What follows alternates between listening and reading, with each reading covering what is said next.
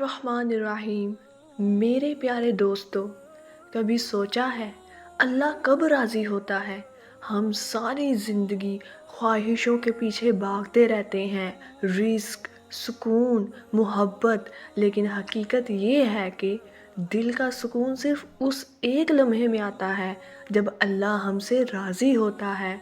ज़िंदगी कभी थका देती है, कभी तोड़ देती है और हम समझते हैं कि शायद अल्लाह नाराज़ है, लेकिन नहीं, अल्लाह नाराज़ होना चाहे तो भी बहाने ढूंढ ढूंढ कर बंदे को माफ़ कर देता है।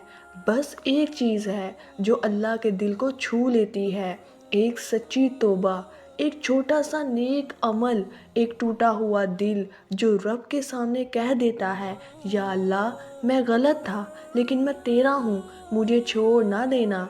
अल्लाह राज़ी तब होता है जब आप किसी गरीब के हाथ में छुपके से एक रोटी रख देते हैं, जब आप दिल पर पत्थर रखकर किसी को माफ़ कर देते हैं, जब आप रात की तन्हाई में एक आंसू बहा कर कहते हैं, या रब मुझे रास्ता दिखा दे। और याद रखें, अल्लाह उन दिलों के करीब होता है जो टूट जाते हैं लेकिन रब से उम्मीद नहीं छोड़ते।